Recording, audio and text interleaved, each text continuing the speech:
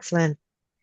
Welcome everyone for another Ask Professionals, and very special this time in December. We've got two on a similar topic or the same topic, but with very different points of view and different aspects, and across the world, global, not just in Australia.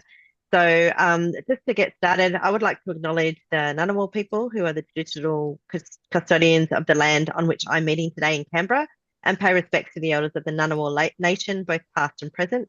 And I extend to this respect to all Aboriginal and or Torres Strait Islander peoples in attendance today.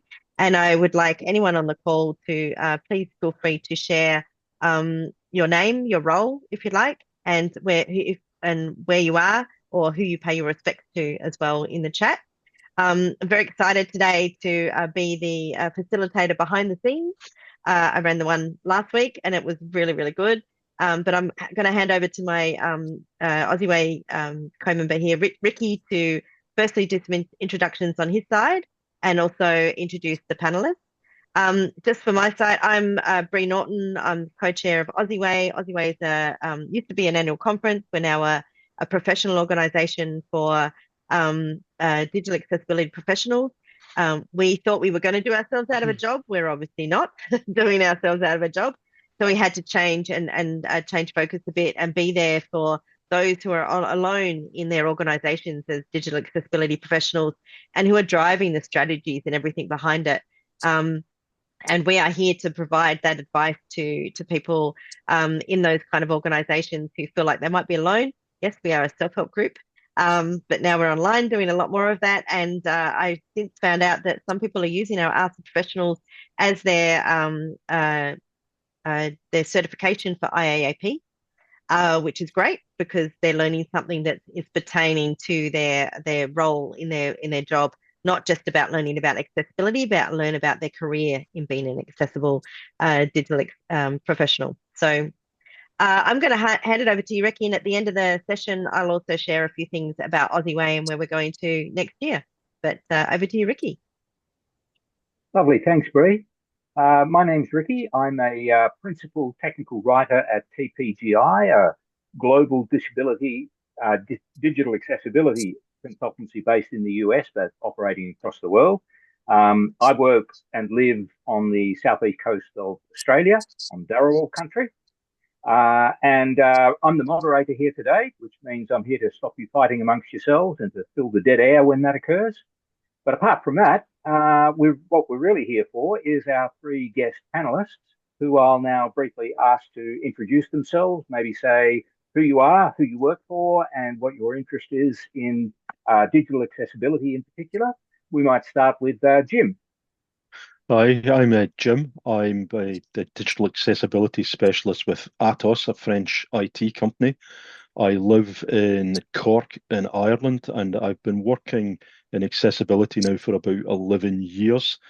Primarily, my role is in managing how we deliver accessibility at scale to our enterprise customers, but I've been basically worked my way up through the ranks of accessibility roles, and I'm delighted to join this panel. Excellent. Thank you for that, Jim. We might hand over to Bronwen. Good evening, everyone.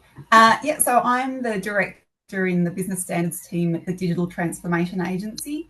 And the reason why I'm here is I'm actually leading the implementation of the DTA's digital experience policy. And so that incorporates 4 standards, it mandates 4 standards. So we've got the service standard, the performance standard, the access standard and the inclusion standard. And I think it's the inclusion standard in particular that brings me here to represent the Digital Transformation Agency. My line is, I can't believe I get paid to tell government agencies to consider their users when they're managing, creating, developing government digital services. So that's where I am. Great stuff. Thank you, Bronwen. And Daniel. Yes, hello everyone. So my name is Daniel and I work at the European Disability Forum, which is based in Brussels in Belgium. And we are the umbrella organization that represents persons with disabilities at the European level. And I work as accessibility policy officer in the policy team. So my background is not on technical accessibility. So I studied philosophy, politics, and economics. And I would say my role is more from the policy side to work with policymakers, especially with European institutions, to ensure that accessibility is part of their priorities, that this is embedded on legislation, and to push for specific policies and actions that basically ensure accessibility for persons with disabilities, but also for the broader community. And also happy to be here, and thanks a lot for inviting EDF today.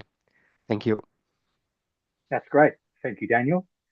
We might stay with you, actually, Daniel, because the European Accessibility Act is something that is of enormous interest to people around the world at the moment, both in terms of what's actually happening in Europe, but also as a model for what could happen in other places. It is a very particular kind of circumstance in that, as I understand it, the European Union has created these directives, and it's up to each individual country to create legislation for implementing those. Do you have a perspective on how that's going at the moment? That's a really good question. And as you know, I would say one of the most interesting things about the European Union is that it's kind of an international organization with the capacity to legislate, especially in the internal market. And accessibility, it's not about social policy, it's about internal market design of products and services. And that's we're really happy when the union used those competences to legislate. However, the legal form is a directive. So that means that there is some general text with some general goals and obligations, and it's up for each member state to basically decide how this is implemented nationally. I mean, the good thing about the European Accessibility Act is that it's quite clear on what products and services it applies to, and also what accessibility is. There's technical requirements and there will be standards. The thing is that the European Accessibility Act entered into force by 2021. So that means that member states had by that time on to start basically adopting national legislation to decide nationally on certain things. They could be more ambitious, so they can always go beyond what the legislation proposes. For example, the European Accessibility Act doesn't oblige accessibility of the built environment, even if it's related to ICT products and services. I'm talking about ATMs, for example, they need to be accessible, but I would say the banking office does not need to be accessible by the legislation. Member states can go beyond that. So now we're in the process where basically the Commission, which is the institution that's overseeing the whole European Union, is basically assessing legally how the member states have been basically transposing those legal obligations. And I don't want to disappoint you in the sense that there is no general overview. What we know is that member states have been quite delayed with the implementation. There's kind of infringement procedures open against all member states. That means that the Commission is saying, okay, you're a bit delayed. Let's start a dialogue. And if it doesn't go well, I might take you to the European Court of Justice. Right now, there's one country, which is Bulgaria, which has been sent to the court for not implementing the European Accessibility Act. And there's other member states, who they have notified and they have adopted legislation, but the Commission says you missed something there. Maybe they didn't implement a specific article, for example, when it comes to emergency services, or they did not do it correctly. So what I want to say is that there's a bit of delay, and the Commission is trying to oversee what the situation is. We have to keep in mind one thing is that the obligations, so we'll start applying from June next year.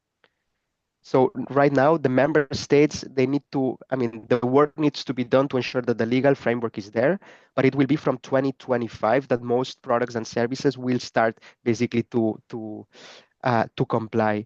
So what we are basically seeing right now is that member states are taking different measures in order to ensure that everyone's ready for that moment. Like raising awareness, ensuring that the public authorities are well resourced, that the staff is trained to basically check compliance. So we have some general ideas, but we still don't know in detail how member states they have done in legislation, because it's right now basically the Commission in Brussels that's right now trying to analyze, understand, and make sure that those member states that have not done it correctly comply. We hope in 1-2 years we have an overview. We as the European Disability Forum, the information that we have is basically from our members, the national disability councils in each member state. And we know that some countries, for example, they have been quite ambitious and they've gone, for example, beyond the minimum things required. We know that other member states stay to the bare minimum. And then we know also that there's important delays in things. For example, emergency services are covered by the European Accessibility Act. So that means that real-time text need to be implemented, and that there's a lot of work that needs to be done there from the infrastructure side, and that we are not there yet. So we are, we are pushing a lot to get everyone on board. We know that public authorities and companies are aware of it, but we'll need to see on June next year what the situation is, because this still we don't know. Not sure if I answered the question, just to get, Okay, yeah, no, but I you hope have, I you gave have. some insights. I guess just for clarity, does the remit of the European Disability Forum extend beyond just the EU members? So Yeah, you also like cover UK, Norway in terms of, yeah. So your advocacy at least? yeah, we have members all over Europe, not only the European Union. So we have, for example, Ukraine, Moldova, all those countries we work with, also Norway, Switzerland. I mean, we work with the Council of Europe, we work with the United Nations, but most of our policy work it's towards the European Union because it legislates. And we know Right. that some of the European legislation applies to EFTA countries, which are not part of the EU. But we have to say we focus a lot on where the policy is made, and we know Brussels is one of those areas. Right, right. Well, maybe I could bring you in here, Jim, because while Atos is I believe, a French-based organisation, it does operate in the UK, has a strong presence in the UK. Do you have a perspective on how the European Accessibility Act affects uh, digital accessibility in the UK? Is it being paid attention to? Is it being ignored? It certainly is being paid attention to because the thing you've got to remember is that despite Brexit, the UK still does a lot of trade with the European Union. And the key Sure. thing to me about the Act is that if you want to sell your stuff in Europe, you're going to have to comply effectively Right. from a business point of view. So it would be if they don't take it as a if businesses don't take it seriously, it means they're essentially cutting themselves off from what is a major market that they have. So the people are taking it seriously. It's also there's been a drive towards accessibility in the UK for a number of years. Anyway, things like through the various acts and things. So the it's basically what I'm seeing from a company point of view is that we're continuing as we were because that is actually helping us to align towards the European Accessibility Act. As I'm sure Daniel will know more than me, but there's other things included. We're beginning to look at documentation more, also packaging and things. But it's certainly been taken seriously in the UK. It's because essentially you're competing and selling into the European Union, which is a massive market. If you don't take it seriously, you're effectively cutting yourself off from that market. And my understanding is previously it used to be if you didn't comply with things, you paid a fine, and you just basically paid off your obligations, and that's no longer going to be an option, sort of thing. So and people are realizing there's real teeth in this. So Yeah. most of the particularly larger organizations sell into Europe, so they have to be aware of it. So Yeah. hopefully that sort of answered your question a bit. Sure, sure. It also makes me think that, UK.gov is an absolute world leader in terms of digital accessibility standards. And there's almost a model there of what can be achieved without compelling an organization to do that. And the fact of the matter is that government is often has to lead the way in these things, and Mm. other organisations will follow. Is that something that you see as deliberate planning on the part of the UK government to be a leader in terms of its delivery of government digital services? Absolutely. And I've seen a lot of great improvement and drive over the last few years with the UK government because we work with a number of government departments, and the commitment to accessibility from the UK government has been phenomenal. It really has. Like, It's maybe easier sometimes for a government, particularly if they're designing, say, their web pages and such like, because people are going to that for information.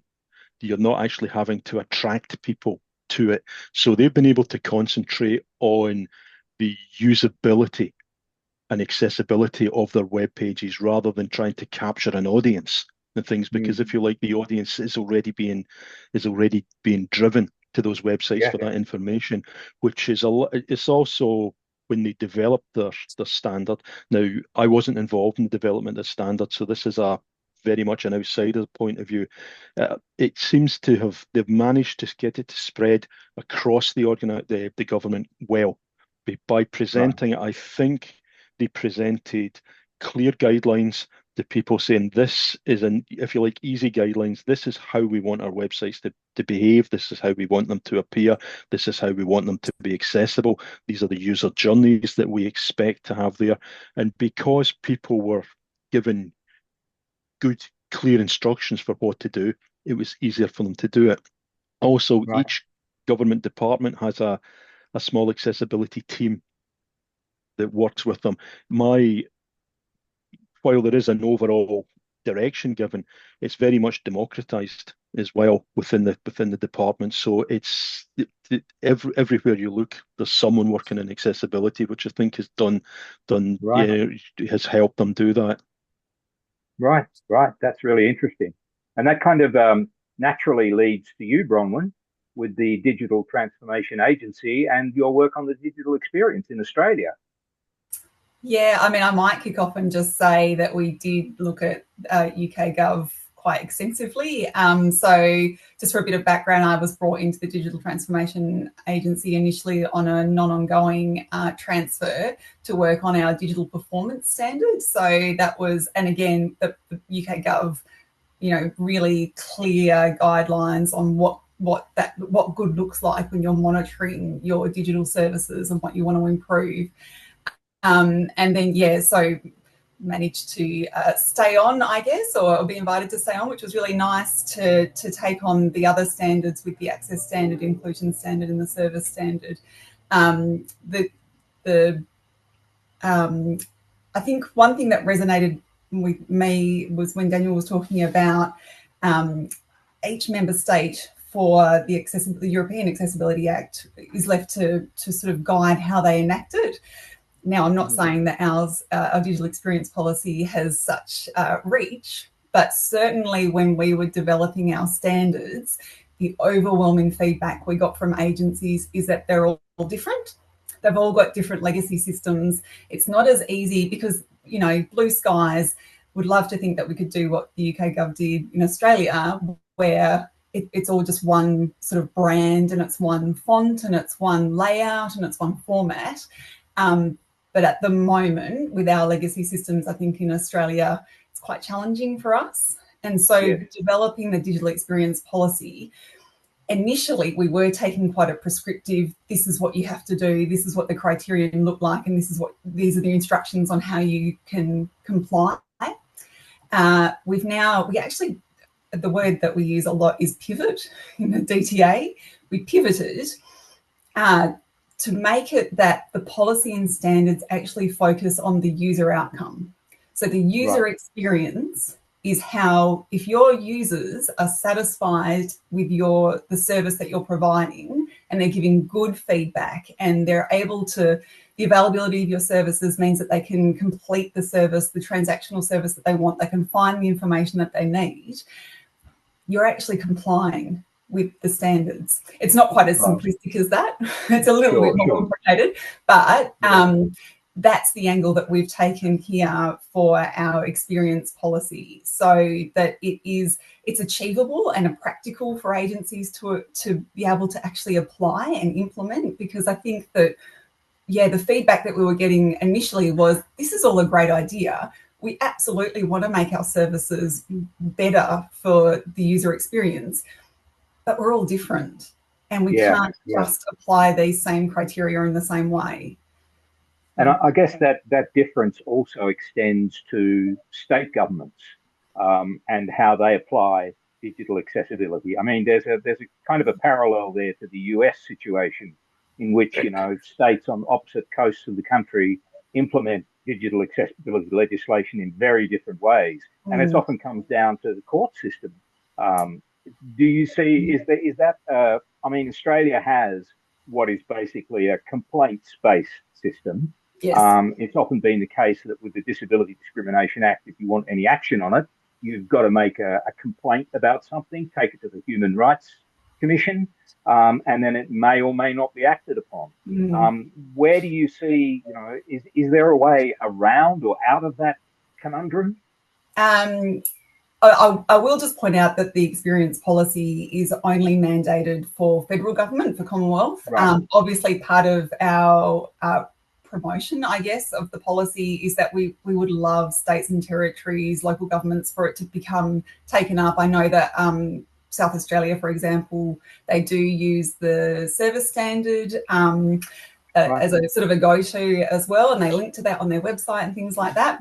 But we don't have any sort of mandate or compliance that we can manage with that. In terms of,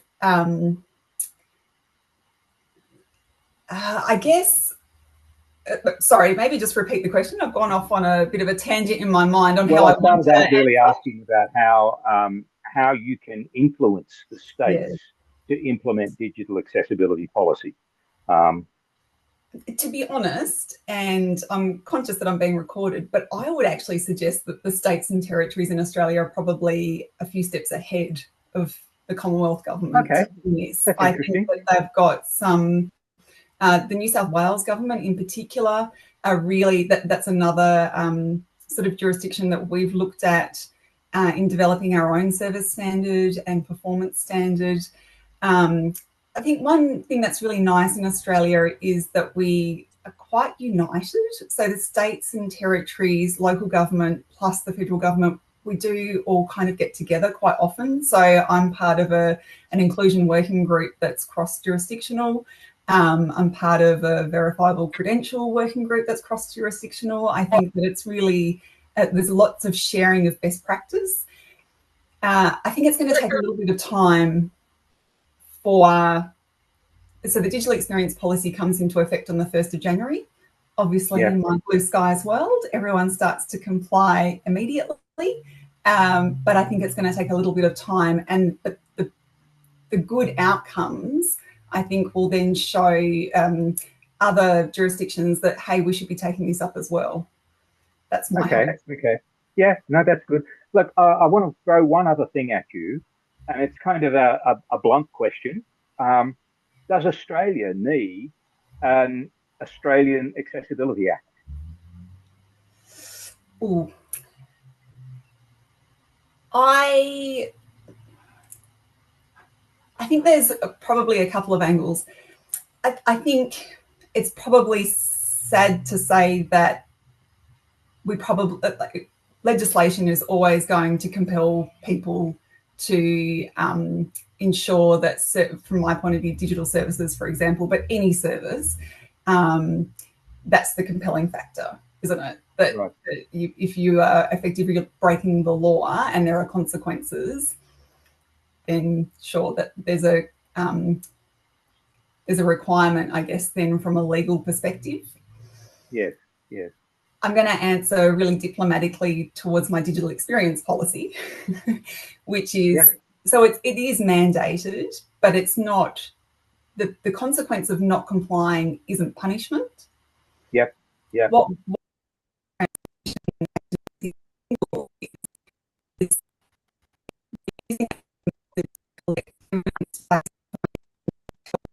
I think something is muting and unmuting your mic. Yeah, your vision is shuddering and your voice is breaking up. It may be the topic. I don't know. It's too controversial.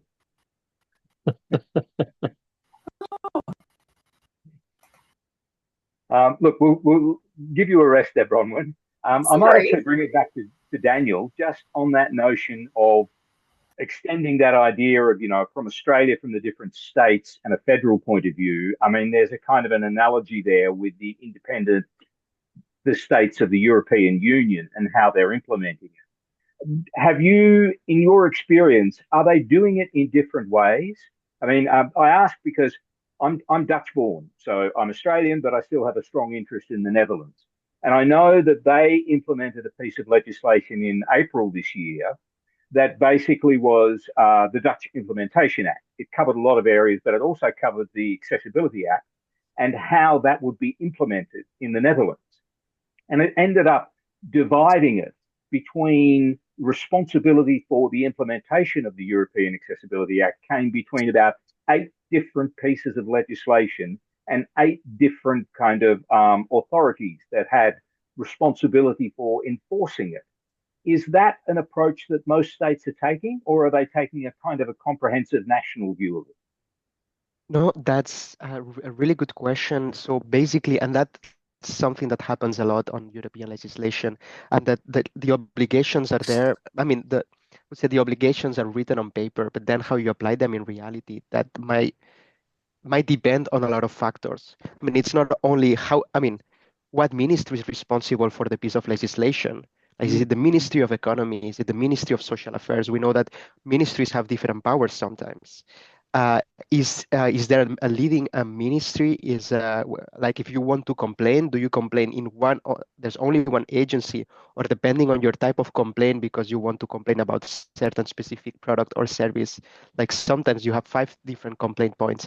And this is something that the legislation says nothing about it. It says like member states, they need to have market surveillance authorities and other type of authorities to ensure enforcement, but how they are designated, that really depends a lot on each member state. But not only this, I mean, it's not only about having the body, it's having the body with the staff that's trained, that understands accessibility and is capable of checking that a certain product or service complies or not with the obligations. And this can get really technical.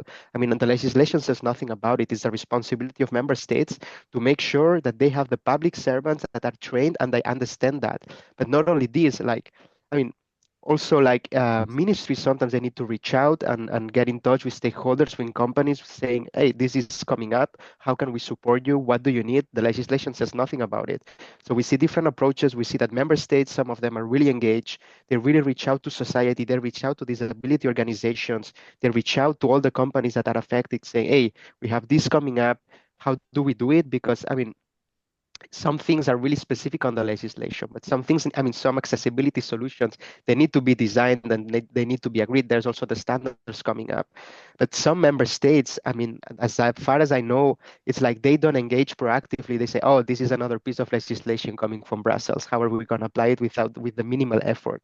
So, Right. and this is, something that we work a lot, and I really liked Bronwen's intervention about enforcement, because for us, this is key. And we see that we find our work in EDF is to basically lobby and advocate when the legislation is being designed, that the right wording is there, that the right articles are there, that the right standards are designed. But then to really have an effect, this is not written on paper. There's so many things. It's political leadership. It's companies knowing that the obligations apply, engaging with DPOs, having the right standards in place. This is another discussion. We need to ensure that the standards that will support compliance are good. So there's many, many, many different things, and we see divergence, which I think is the nature of the European Union, and we've seen it with other pieces of legislation. Something that we are happy with compared to other accessibility pieces is that the enforcement regime that will be implemented in Europe, to some extent, it's pretty good. Why? Because, for example, we can go to court, there will be fines, and if a product is not compliant, it can be taken out of the market. Right. This is important because the problem that we, the disability community, have is that when something is not accessible, there's no way we get redressed unless we go to court. And the only drawback that we see in the European Accessibility Act is that you cannot take public authorities to court. There was a specific exception on that we can take private companies, like saying, okay, this company is designing a product that does not comply with the Accessibility Act. But when it comes to public authorities, and this is a pity because there's quite a lot of things that basically come from public authorities, they cannot be taken to court. So that's an exception that we were not happy with, because we think that everyone should be accountable. And we believe, and this is a reflection that I had with someone who worked in a big public organization. And that person was in the accessibility team. And he knew that the organization was not doing well accessibility-wise, but the team was really committed, saying, we are not good, but we have a long work to do. But that person struggled to convince the leadership of the organization to make sure that accessibility was there. And the only way the leadership changed the opinion was when a disability organization took them to court And knowing that they were going to lose the case and that a huge fine was coming up, the leadership said, oh no, we need to change that. And what seemed impossible, because, Right. oh, we don't have the time, this is really difficult, now it changed. So litigation and having good enforcement, I mean, I think it's good for everyone because also in the public organizations, there's internal fights as well. As any organization, there's different priorities. And what we need to ensure is that accessibility is one of those priorities. And sometimes it's the case, but sometimes it's not, and enforcement can really help that this really becomes a priority. Sorry for the for the Yeah, long yeah, answer. yeah. No, but that also means that it depends a lot on the agency within a member state that is enforcing it and what penalties they already have in place for breaches. So I know in the Dutch instance, there are some instances where breaching the European Accessibility Act through one agency will bring a €9,000 fine, and through another agent, a €900,000 fine. That's a very big difference. Is there other attempts to kind of harmonize that across all of This Europe? is, I mean, That's a this, big ask, I isn't know, it? but no, because like I work on other pieces of accessibility legislation and we've analyzed what the fines are. And as you mentioned, in some member states, it's €900. It's really not discouraged. I mean, it's Yeah, better to pay the fine than that just to change everything you do, you know. And other countries have, I mean, I don't know well the fines of the European Accessibility Act. I know in other pieces of legislation, but that's the thing, like the legislation often at the European level says that the member states need to impose fines that are dissuasive and effective, blah, blah, blah. But it doesn't set the amount. And of course, our work and what we do in our advocacy is that we always say that when it comes to enforcement, there needs to be staff, there needs to be appropriate powers, and there needs to be truly dissuasive fines, which are really, I mean, that really encourage you to change. But the thing is, like the European Union always gives some margin to member. I mean, which to some extent can make sense. Saying we don't want to micromanage what member states do. So sure. that's really where for example, the national disability organizations, and this is where we support them. We say this law is coming up, your member state can decide on the amount of fines. Make sure you get the minister on the phone and you convince them to really have truly dissuasive fines. And we advise them on certain quantities that it really can change a lot, but this is not harmonized at the European level. And we think it's a pity because then what you will have is some member states where maybe, not complying, it's really not a problem. Yeah, And this is yeah, a bit the complexity of European legislation, and we are aware of it. yeah, indeed, indeed. Yeah. Look, Jim, I'd like to throw a question at you, but really it's a question for all three of you, and I'd like your perspective on it.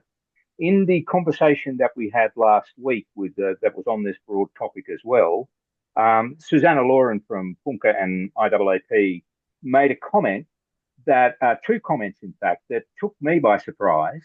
One was that one of the side effects of the European Accessibility Act is that those member states that were already mature in their development of digital accessibility legislation were set back by the European Accessibility Act. The ones that were immature were driven forward, but the ones that were already had driven forward, like I think the UK is probably a good example of that. If they were to follow the European Accessibility Act, it would actually be a step backwards rather than forwards. And a kind of a corollary to that was the notion that the act itself places limits on people. So organizations and entities that were already advanced in their advocacy for digital accessibility were able to say, oh, great, now there's a piece of legislation. We just have to comply with the legislation. We were going to do more, but now we don't have to. Do you have a perspective on that, Jim? I do. I mean, part of it is cultural, obviously, sort of thing. That I mean, and maybe I'm going off on a little bit of a tangent here. It's this debate about of targets and how you set your metrics. If you have, for instance, a quota rather than a target, people meet the quota, then they stop. If people have a Right. target, you achieve that. You try to break that target. You try to exceed that. I think I would be.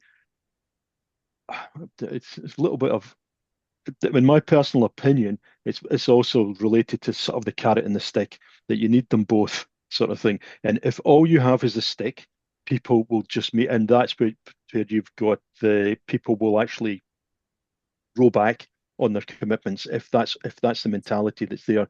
One thing that we've always been trying to push all the time is, yes, there's this legislation, but here are the actual benefits of making accessibility. And it's not about making accessible products about making the world a better place sometimes, which it is. It's also showing the business case around about accessibility from a company point of view, that I can actually increase my market, I can increase my profits. It actually makes business sense to include this market. Now, we need to also be really careful, because I often see large, massive numbers thrown about, trillions of dollars worth of, accessibility spend. You need to, maybe that might be the case, but you actually have to have something realistic, because if I tell, say, one of our salespeople that if you do this, you make a product accessible, you're going to get, say, like a 5% increase in your sales. It has to be something realistic. They have to, Steve, when you set these expectations, they have to be set realistically as well, rather than the best case scenario, something that you're going to achieve, because sometimes even just a small increase in your user base and a small increase in your profitability is still an increase that people are interested in. And it's much better if I was to tell you that I can increase your productivity by 5%, and you make that 5%, that's good. If I tell you I'm going to increase your productivity by 40%, but I only do it by 15, people will say the next time, they'll say, well, what you're talking about, sort of thing like that. I don't believe you anymore. Yeah. So I don't know if I'm actually answering the question here, because I think what Susanna's comment was relatively hypothetical, sort of thing. So I think it is obviously a risk, and the way to mitigate that risk is to actually sell the business benefits of accessibility.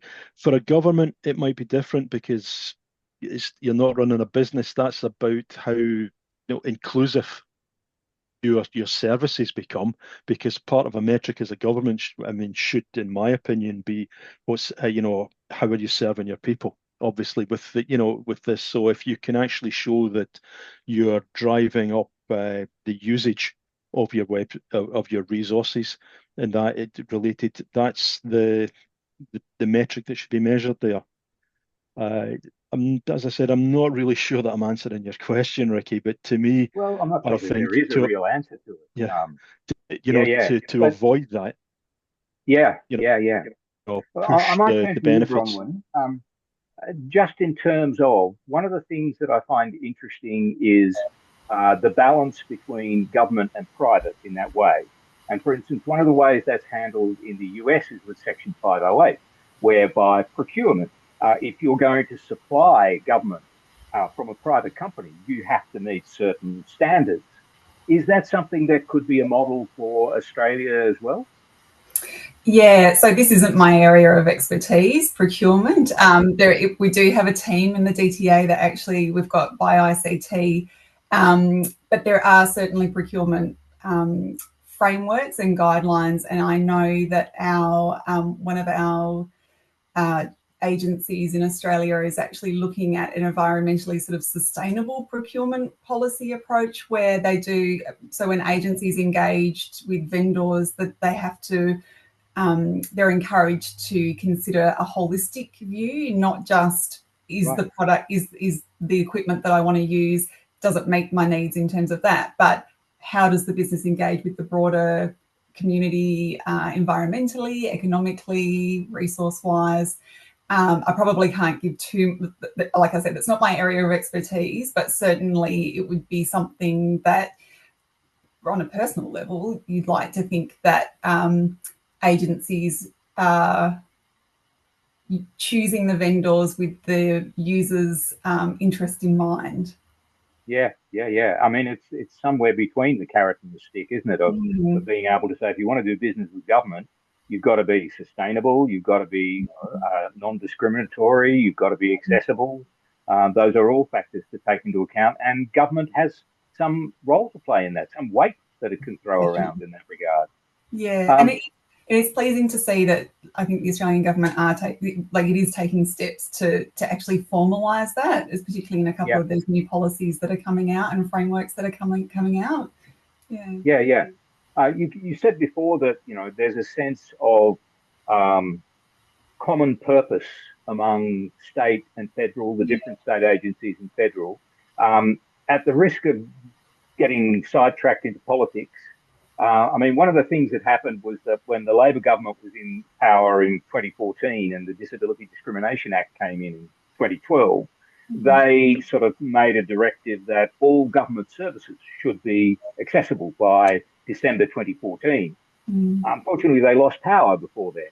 And the incoming government said, we'll put that on the back burner. In your position, are you kind of like subject to those kind of political whims? I actually think I'm going to take a really pragmatic response here, because I think the digital experience policy, before my internet just started playing up before, and hopefully it wasn't the universe and it won't start doing it again, I think I was going to touch on the approach that we've taken with the experience policy is that there won't be punishments as such if you don't comply. What we're using the information and the data that we'll be collecting from these compliance and data collection mechanisms is that government will use that as a way to look where their resources need to be applied. And it might be that there are some agencies, there are some agencies out there who just don't have the resources, who don't have the in-house capabilities to be able to confidently and quickly comply with these standards. So it's not about punishing agencies that can't comply. It's about finding out with evidence where the government needs to make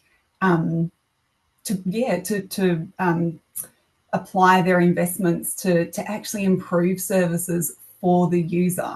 And I know I'm going to be saying that a lot, sorry, but that's the ultimate goal is this experience policy. It's the user experience, basically. You could almost call it the user digital experience policy, because that's what it's all about. One thing that I might just talk about is, it's not quite, and Alana might have touched on this last week when it was raised, but again, the policy and standards, we actually talk about best practice from agencies who might not be as mature as some other agencies in their digital transformation. And so, again, it's not about punishing agencies who are immature or not incentivizing agencies who are mature. It's making sure that all agencies have the opportunity to be able to comply with the policy and standards in the best way they can, looking towards those blue skies future where all agencies will all be mature and supporting one another and collaborating. So that's sort of the approach that we're trying to instill. That's good. Now, Bree has pointed out that we're about halfway through the session at the moment. If anybody feels that they need to take a little break and stretch their legs or anything like that, through panelists, if you're happy to continue, we're all well and good, but if you want to take a little break, we can do that. Everybody okay to push on? Okay. We have a question, and I might give that to you, Bronwen, because it relates pretty much to what you've just been saying. How do you incorporate the perspectives of users with disabilities into your user research process to inform design decisions? Yeah, I love this question. This is what the inclusion standard is all about. So this is about, the inclusion standard, and excuse me while I look to my left, but this is where I've got all my criteria. So the standards are, the criteria of the inclusion standard are embrace diversity, motivate digital use, protect users, make it accessible, and provide flexibility and choice. And to do that, you have to engage with your users. You have to know who your users are. And so the performance standard that comes into play by seeking customer feedback, user experience feedback. And it's not just about a survey 6 months after somebody's used the service. it's actually what what the performance standard is setting out the requirements for is seeking feedback throughout the use of the service. So are the users that you've identified, have you actually worked with them to test that the service is actually meeting their needs from the moment they log in to the moment they finish their service? Again, this is from a digital perspective, so I'm conscious that there's omni-channel services as well, and that's really important in terms of accessibility and inclusivity. So I will just preface to say that I'm focusing on the digital experience, but absolutely, and our digital experience toolkit, we provide support for agencies on how to do user research. Not all agencies have user experience or client experience teams or even positions. So we're very conscious of that and providing support about that. Yeah, and the reality is that particularly in terms of government services, more and more are moving online, more and more are entirely digital. And they're not necessarily always accessible in the way they offer their services. It's exactly right. I might throw it over to you again, Daniel, because it seems to me that the way that the European Accessibility Act has been set up has a particular focus on the user experience of people with disabilities. Not just, I mean, almost in the way that it's set up with the two annexes of the one annex that focuses on what the requirements are, but then there's Annex 2, which offers a bunch of models for how solutions could be applied. What's your perspective on how that model was arrived at? It seems to me a quite unusual model in some ways. So basically how the accessibility requirements were set up in the Accessibility Act, right? You're asking. Okay. No, I mean, for us, this is, I mean, really, really good in the sense that, like, sometimes when we are discussing about new topics, I remember discussing about accessibility of electric vehicle recharging stations, right? And then when the organizations were considering the requirements, they were thinking about, okay, we need to make a list of specific disabilities and then see how we ensure accessibility. The good thing about the Accessibility Act is that it doesn't talk about specific disabilities. It talks about functional requirements and use that, of course, apply to persons with disabilities, but can apply to other people. For example, getting the information with different senses. Of course, that applies to persons who are visually or hearing impaired, but it can impact to other people who maybe, I don't know, are listening to music and they don't hear the announcements giving out. So for us, this is good, and we really like the level of detail that there's in it. And I think it relates to the question of Susanna on how the Accessibility Act might hinder those who were going beyond that. And I maybe disagree a bit. Why? Because, I mean, the Accessibility Act is quite detailed on the goal that needs to be achieved in order to make something accessible. But it doesn't say how, in most cases, it doesn't say how to do this technically. To do that, we will have the standards, but the standards are not mandatory. The standards will ensure compliance. So if someone says your product or service is not accessible, and you are sent to court as a company and you say, no, we're complying with the standard, then the judge will say, it's okay. But if you have other ways of showing compliance that's different from the standard, but that meets the same goals, then there's no problem with it. I mean, the legislation says nothing about it. So we are really happy in the sense that the annexes are well developed on understanding how accessibility needs to be achieved, I would say, in its goals. And what we are working on, and this is the good thing that we have, is that in the past, at the European level, we had no definition on accessibility. We had other pieces of legislation, for example, audiovisual media services saying, oh yeah, the content that's broadcasted needs to be accessible, but it doesn't say how it needs to be. We know about audio description and all those things. It doesn't say that in the legislation. So for the first time, the Accessibility Act provides some clarity. And what we're working on is that those requirements, and this is something that's legally possible, are applied to other pieces of legislation. For example, the digital euro, there will be a digital currency. And there's a link there with the Accessibility Act saying that if that's deployed, it needs to comply with these requirements. So we have to say that, of course, there's some limitations on the scope, but that we think the annexes are quite good and detailed to ensure that the product and service is accessible for persons with disabilities, but giving enough freedom as well to achieve that technically. There's some exceptions as well, because I think there was a question that, sorry, I'm responding to the other question, but I found it really interesting that those countries that were more advanced, for example, on accessibility, but it's true that in specific cases, the Accessibility Act shows the way to go. And I'm talking about emergency services, because what we saw in the past when it came to the accessibility to, calling, for example, the 11 and 12 in Europe, that member states had different approaches. Like some had, for example, especially for deaf and hard of hearing people, there were, for example, SMS, fax, or even mobile apps. And some countries were going in that direction and were investing in that direction. But the European Accessibility Act said, no, that's not the way to go, because if we want to ensure equal access, we need to ensure that accessibility is given with real-time text that's built in on the mobile phone, so that you don't need any app, as you call, that you can do it. And of course, some member states were not going to that direction, and they need to invest in infrastructure and change that. But in that specific case, we think it's positive because the disability community knows what the goal should be. But in other areas, and we're talking about digital accessibility, and maybe Jim can correct me, but I know that most ICT companies, they say no. I mean, we're already 95% compliant with the European Accessibility Act. I mean, what's going to be used is the EN 301549. There will be small changes to it, but that's the basis, and WCAG is the basis. And I think the concerns of ICT companies are not so much about how to meet the standard, but other more technical procedures, like what documents should I provide, in which member state. I want to streamline in order not to submit like a compliance document in each member state that's different, to ensure that the process is smooth.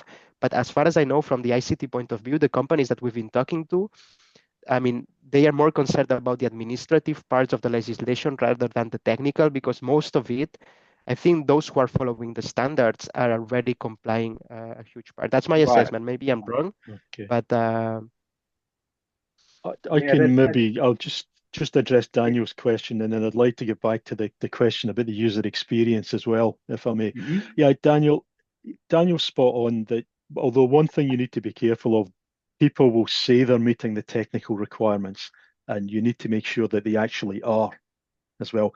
Now, for a lot of ICT companies, because they're, if you like, essentially engineering companies, they're used to meeting standards. So the standards are something that is built into what they do.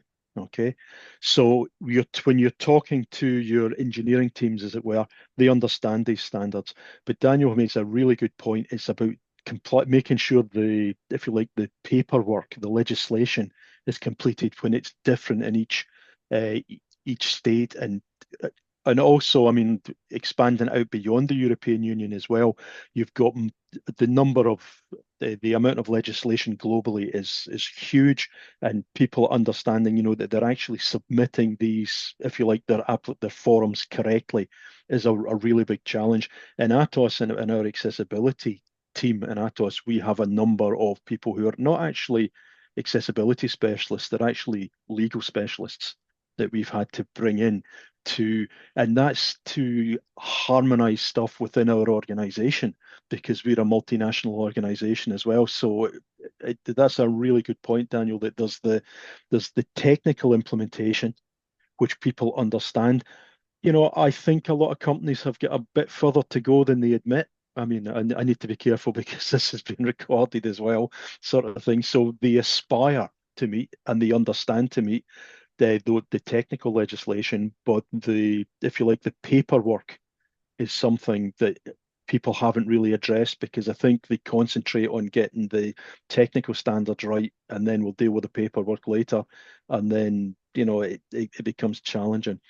But what I would, if you may, I'd like to go back when we were talking about the user experience and incorporating persons with disabilities there. Absolutely, that's the gold standard of how to do it. But you're going to come up against two big issues here. One is scale, because the sheer number of applications that are being developed, you're not actually going to have enough persons with disabilities to actually do that user experience testing beforehand. Now, and the other aspect you have to deal with sometimes is if I'm dealing with a company or an organization is security restrictions for who can access the data, who can be part of the systems, who can actually be involved in it. I'm thinking in terms of police services sometimes, and also military, some government organizations. You're then constrained primarily by security clearance. Okay. And the way around that is to work with your designers and your developers and make sure that they understand the roles of assistive technology, that they understand proper user experience testing, and they're always considering the persons with this multiple types of disability as well, because often I've found that people are maybe they're aware of visual impairment, and that's the sort of disability they design for because they're familiar with it. Or sometimes you get people that they're more familiar with a neurodiverse community, and they think in terms of that. So it's about, and that's one of the roles for accessibility specialists, is that education part of the designers and the developers as well. Now, I'm not saying that's is a complete replacement for proper user experience testing in the design there, but it's something that you can, if you're not going to be able to do, if you like, employ the persons with disabilities in your user experience design at the start for either scale reasons or for security reasons, you still need to address those issues. And to me, it's really important that you push that out to the designers primarily, and then the developers. And then you can, if you get to a stage where you can then bring in persons with disabilities to do the user experience testing, you won't, hopefully, you'll be the majority of the way there. You'll maybe be 80% of the way there, and it'll be easier to fix it. But it's the problem. The thing that worries me is if we can't do this at scale, it's not going to happen. Yeah. I mean, I don't want to be too sort of pessimistic about it, and that's why we still, this driving the education of the designers and the developers in your systems to make sure that they're designing with, for accessibility right from the start, and that they understand how to do that. And that's where the accessibility specialists come in, that you can support, because I've actually never encountered a designer who isn't interested in making their design accessible. I really haven't in the 10 years that I've been working there. They may not have been aware of it, or they may have been vaguely aware of it, but they're always interested in how do they improve their design. And likewise, when I've worked with developers have always seen this as something interesting as well. If you like, another little trick in their toolbox that they have to make things like that. So that's just one thing I think we just need to be aware of, that while it's absolutely vital to get, proper user experience testing for persons with disabilities, you're always going to have that in to be able to do this at scale. And to do that is through working with designers and developers. So sorry, I just wanted to get back onto that and make that point. That's good. That's good. And I might inject a couple of points there of I guess, optimism, in that one is that I was at a web developers conference the week before last, and I was actually emceeing the track of front-end developers, and I introduced 11 different speakers, and every single one of them referenced accessibility in their talk, not as an edge case, just as a matter of course, that of course you've got to take care of accessibility. And that gave me like enormous hope, because like in my day-to-day job, I'm so much meeting resistance from clients on the accessibility front. And, it gave me real hope that there were young front-end developers in the audience there who were consuming that message, that it's just part of the job, The other aspect, and I think this is something that I probably have in common with you, Jim, is that in working at TPGi with our clients, one of the things that becomes critical is to have a trusting relationship with the client, where their engineers, developers, designers feel comfortable saying, how do I actually do this? I've never really engaged with this issue terribly much, and I'm not confident with it. Where do I go with it? And it's terrific that we're able to do that. I mean, my main job is to write the guidance for our engineers to convey to our clients, to say, this is how you can do it. Mm. So it's a fundamentally optimistic kind of job, you know, Yeah. you can do it. Now, we've got a couple of queries and comments from people here. One that I might put to you, Bronwen. For the digital experience, what specific accessibility testing tools and techniques do you employ to evaluate your designs and ensure they meet WCAG standards? I mean, really, it's a question for all of you, but I might start with you, Bronwen. Well, this is actually feedback that we got, is that, so again, the inclusion standard isn't prescriptive. So criterion 4, I think it's 4. Sorry, might just need to double check that. Criterion 4, make it accessible. So that says that an agency, when you're building a service, when you're designing a service, has to comply with legislation, has to comply with other relevant policies. So WCAG, Disability Discrimination Act, the Australian Government Style Manual as well, from our point of view. In terms of prescriptive tools that would actually be monitoring that, that's not what our policy does.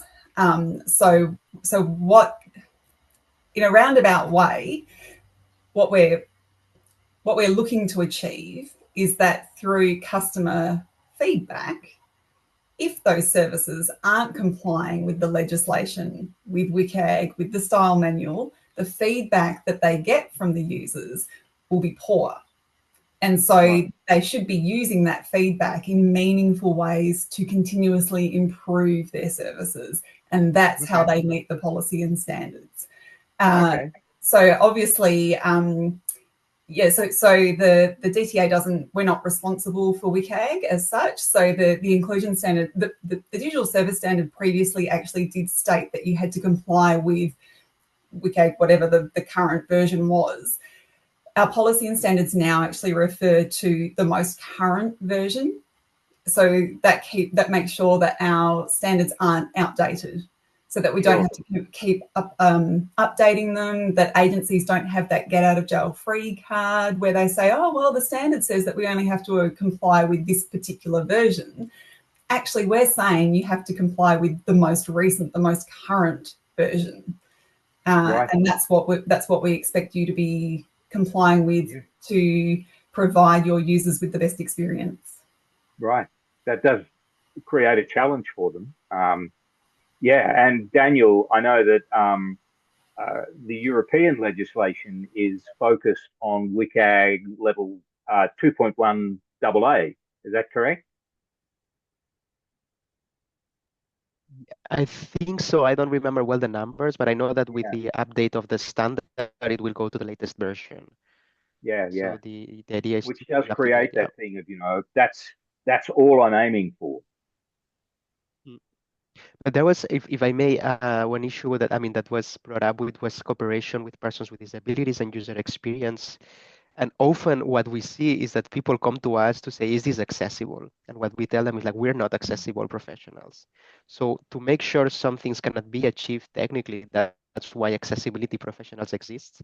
And we say that what we do is, we can explain our experience, what the barriers we encounter, and the legislation, and standards, they are the starting point. Like, even complying a standard does not mean that the user experience will be a good one, and that's where engaging with persons with disabilities is good, because we can give feedback on, okay, like, we have this problem, we have the other, this that can be solved, and then user feedback, that's key. And that's something that with the Web Accessibility Directive exists, that you as a user can basically contact directly the responsible of the website and say, hey, this is not accessible. What is the challenge that with Counter is that sometimes people submit feedback and they don't see any change.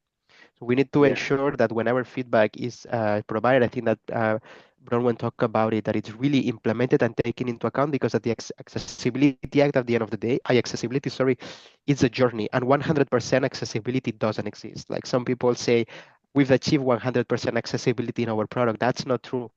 It's an ongoing process that requires, like, improvements over time, discussing, trying to change and improve to ensure that the maximum number of people can really have access to that product or service. And I think that a cooperation with persons with disabilities, and that's one of the areas that can help in this respect. Good point. Jim, I might throw another question at you from our listeners. Will these standards make any difference in teaching accessibility in web development? It's related to what we've been talking about. Is there any potential for changes in development education? That's a really interesting question about whether the standards are whether they can drive that. The other thing as well is I think the education depends on the role and the person that you're educating as well. So for instance, if I'm educating or talking to a designer, the type of information they need is a little bit, it's different from that of a developer as well. And it's also different from there are other people as well that need stuff to be brought into the fold as well. I'm thinking in terms of even, say, product managers and project managers. Project managers also have to understand accessibility, but they don't have to understand the nuts and bolts of how you make something accessible. They have to understand the importance of it because they drive it. And likewise, so with designers, I suppose that you're looking at the high level principles of accessibility, so they understand that. Okay, the developers, the change in the to standards is probably more important there because when you're actually meeting the technical requirements with that, so within the designer community, you probably have to continually update, as the standards, just to make sure that they understand this, what now has to be, what's been changed and things. The beauty, I suppose, between say 2.1 and 2.2 is it's incremental. There's nothing fundamental. The one that would worry me most is if we move to WCAG 3, because WCAG 3, as I'm sure people are aware, it's a completely different attitude towards compliance. If anything, it's more going to be user focused, which is a good thing, but it's also going to be a real mindset change for how do we meet that compliance as well. So that's where the training is going to change. So that there is going to be that effect, influence from the change in standards if people move to WCAG 3. Now, just when that's going to happen, I don't know. But yeah, and I see the thing, because WCAG 3 really is testing, raising so many questions about for testing and compliance. How do you actually comply?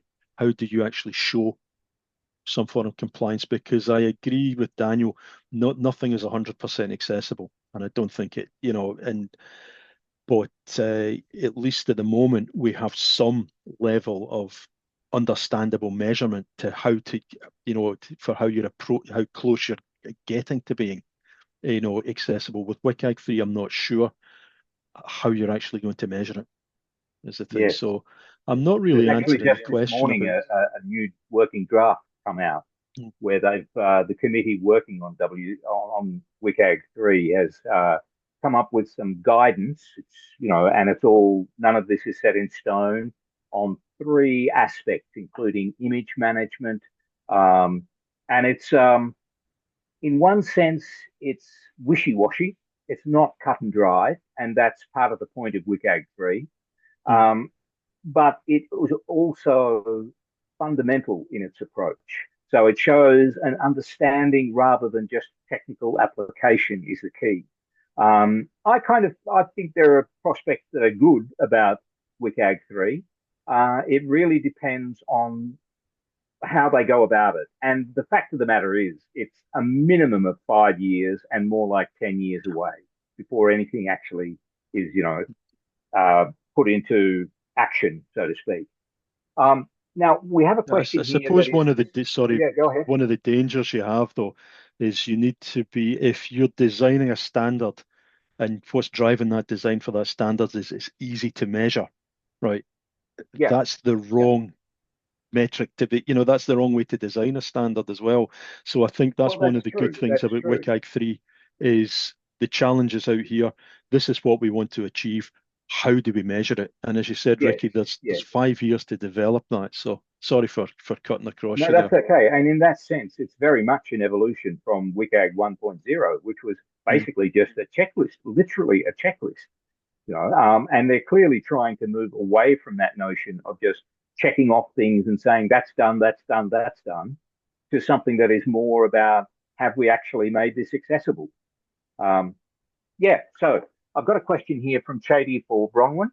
Following on from Does Australia Need an Accessibility Act? Australia has several pieces of state and federal legislation to protect against discrimination due to age, race, disability. Victoria also has a human rights charter.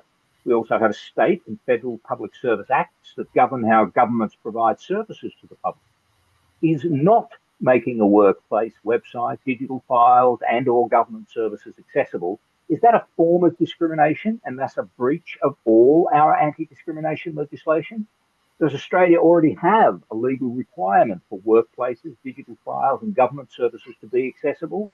And if so, is there a difference between the public and private sector and/or education institutions, which often receive government funding? Big question. Wow.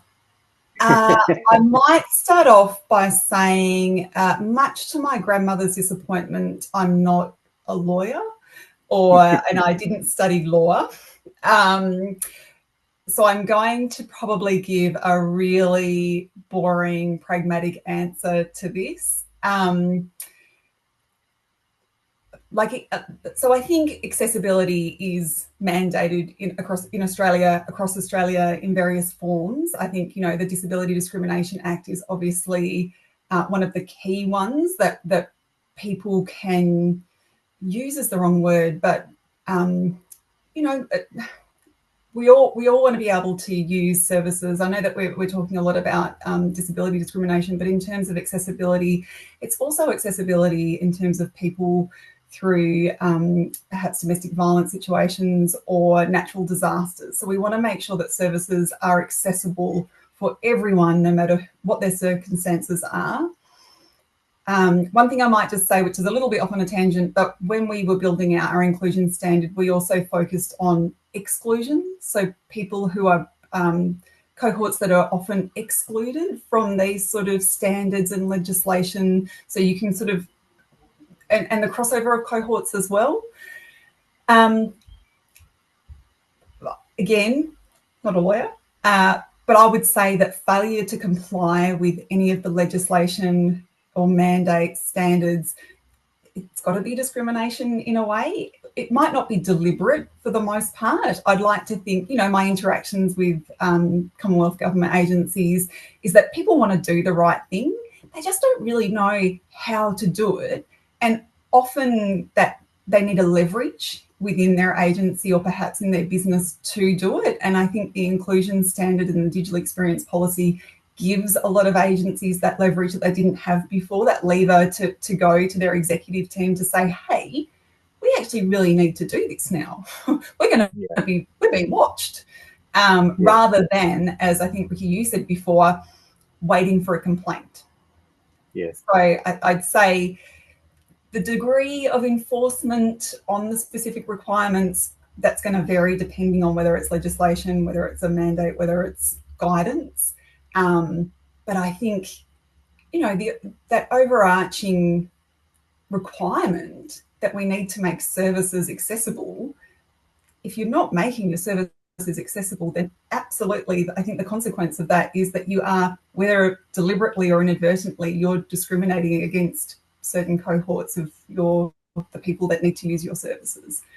The public-private question, I think that probably is the same. I think private, again, would be the same sort of answer. I think that as long as, as long as you're, I think part of the inclusion standard is, from the government perspective, is just making sure that agencies know what best practice is and should be aiming for best practice. Yeah, I can kind of add to that one of the issues there is that a lot of the state-based legislation is old. The Anti-Discrimination Act of New South Wales goes back to 1977. Yes. It doesn't deal with digital experience at all. And there have been cases put forward, complaints about digital experience that have been thrown out because the Act just simply doesn't cover it. And that's something that, I think is probably not just in Australia, but in a lot of places. And I would say that the European states are encountering this as well, that the existing legislation based on discrimination just doesn't cover the digital accessibility. So there's at the very least, there's a case for catching up there. But the only way that's going to happen is if people do bring issues up under that legislation, and it then becomes obvious that it's not covering the digital experience, and it needs to. So yeah, that's an interesting one. Well raised question, Chady. What else have we got here? We've got a few interesting comments along the way there, including WCAG 3 is raising so many questions for testing compliance. Indeed, it is. That is a real issue there. And, that's one of the things about WCAG 2 is based on the idea of success criteria that are testable, and they are basically a pass or fail.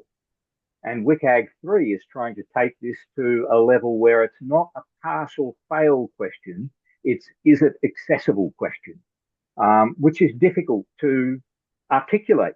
As soon as you put it into words, it becomes a yes or no kind of thing. So, yeah. I might bring it back to you, Jim, because I'm interested in that. I know Atos works globally, but I'm interested in particular in the UK situation where you have the United Kingdom and you have part of it is not part of the European Union and parts of it are part of the European Union. What kind of situations does that set up in terms of harmonizing digital accessibility across the United Kingdom? Well, it's a difficult question sort of thing because I haven't lived in the United Kingdom for 30 years, sort of thing like that. But no. It's how does it harmonize? I think this is just my personal opinion because I'm also not a lawyer, sort of thing like that. But I think because the legislation in the UK, okay, isn't that far removed from what's being proposed in the European Accessibility Act, sort of thing. So I don't actually think it's going to be that difficult to harmonise.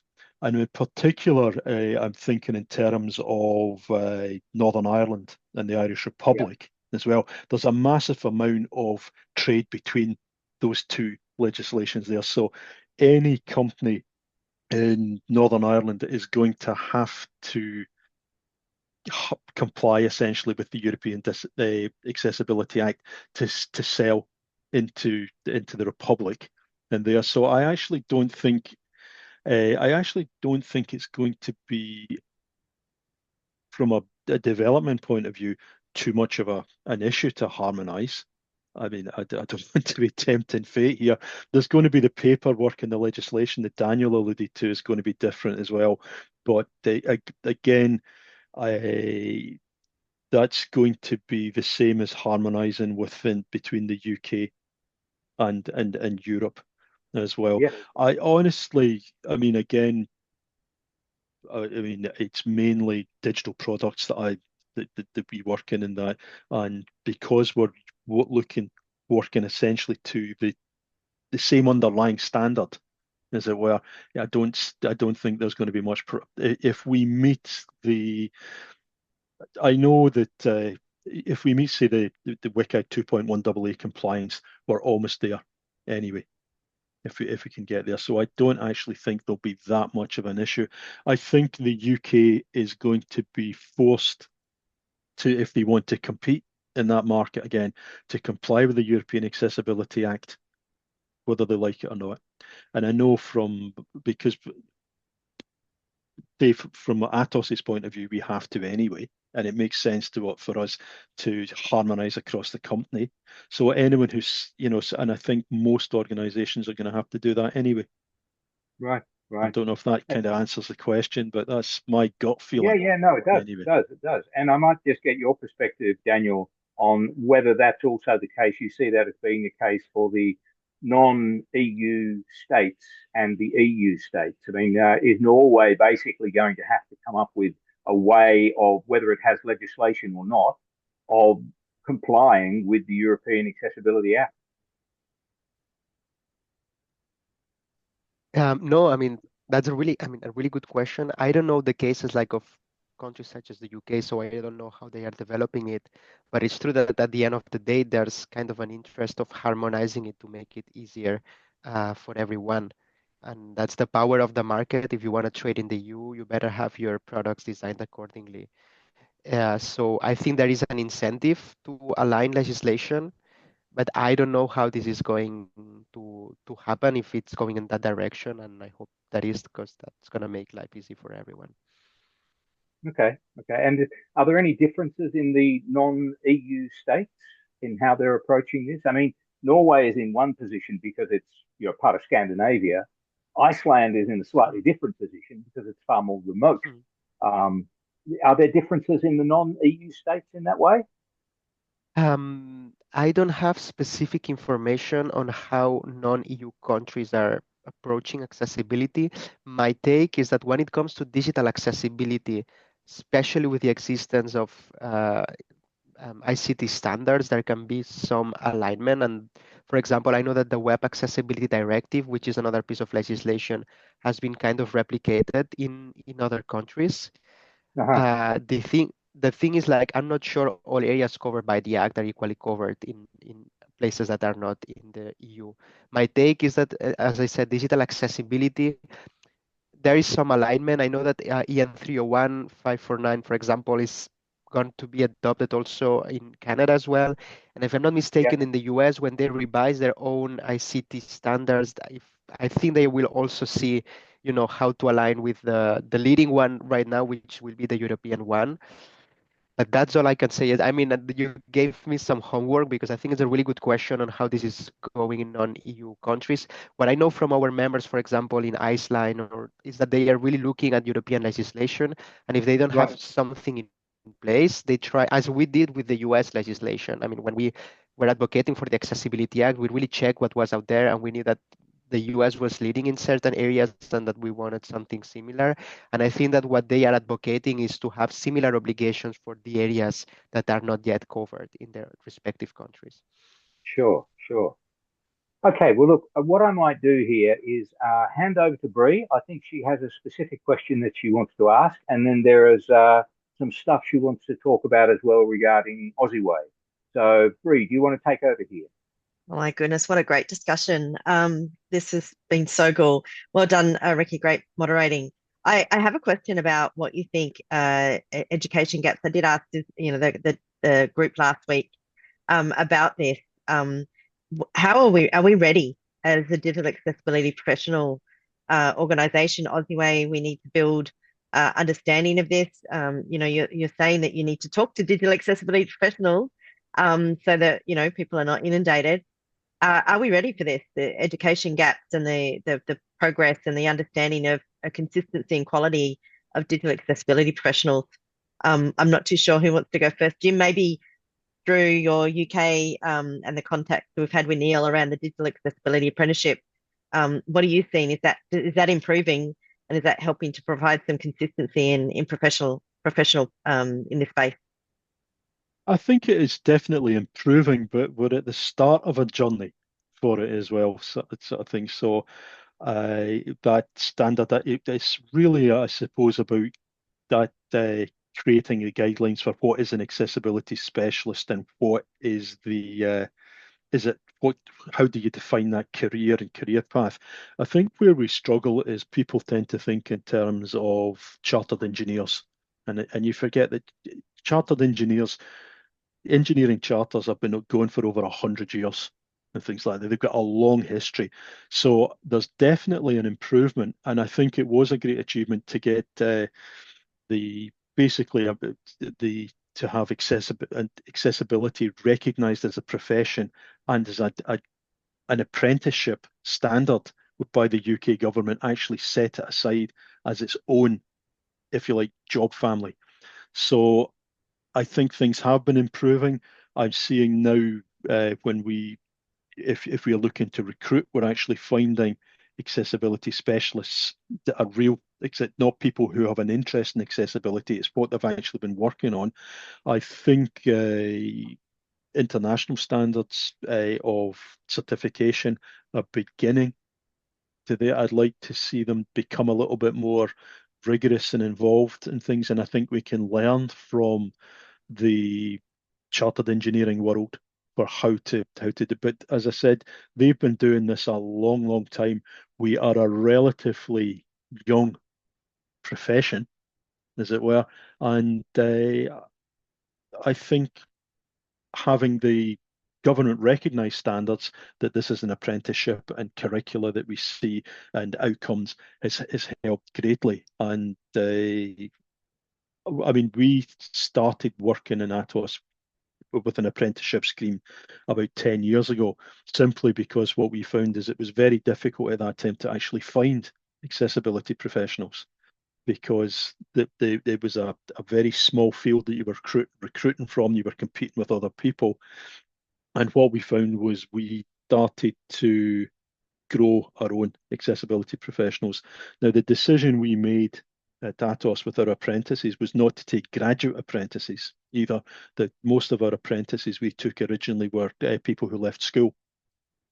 So they were maybe 18, 19, they were younger people, who were coming from a different place in education as well, to get them in and train them up that way. So I'm not, to get back to the question, are we improving? We are, but I think there's a long way to go.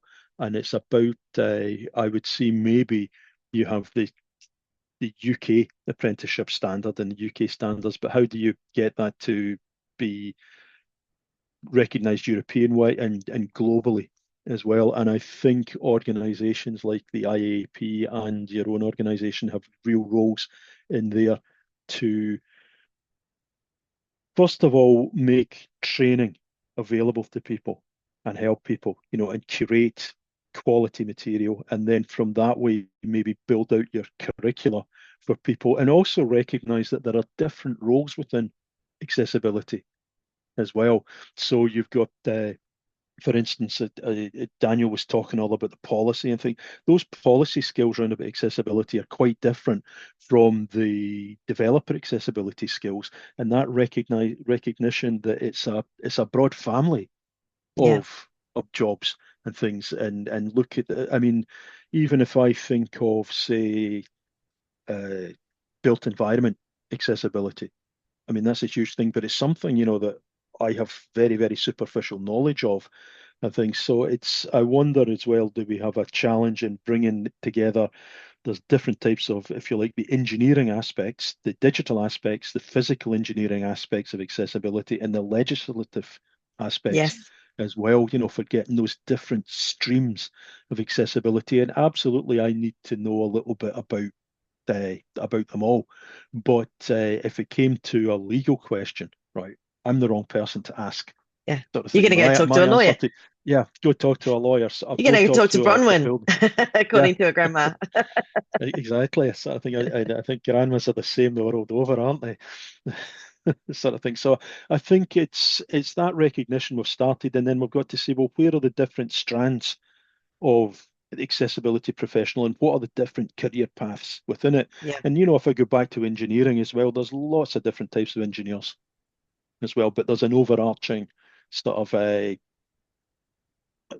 certainly within the UK, you've got an overarching sort of different chartered bodies and drive towards that.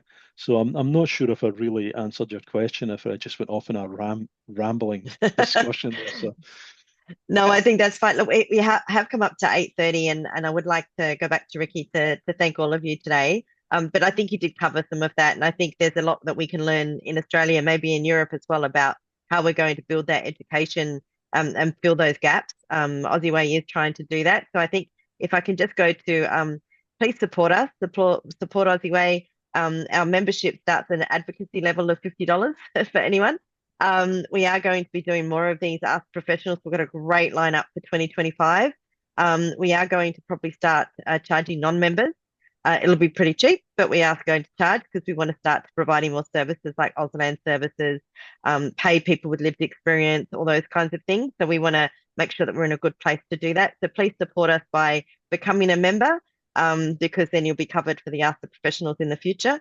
And look, I would really love to say thank you so much for your time and your expertise and your knowledge that you've shared. But over to Ricky, if you'd like to say some final thoughts and say thank you. Yeah, look, each of you, Jim, Bronwen, Daniel, I really appreciate the insights you've brought to this conversation. It's been terrific. I've personally learned a lot, and I really appreciate your taking part in the session today. I think everybody will agree that it was a terrific talk. Yeah, thank you so much. And thank you for everyone for attending, and hope we'll get our recordings up very shortly. Thank you, Daniel. Thanks, Jim, and thanks, Bronwen. Thank you. Well done. Thank you. Thank you very Have a much. nice day. Bye now. Thank you.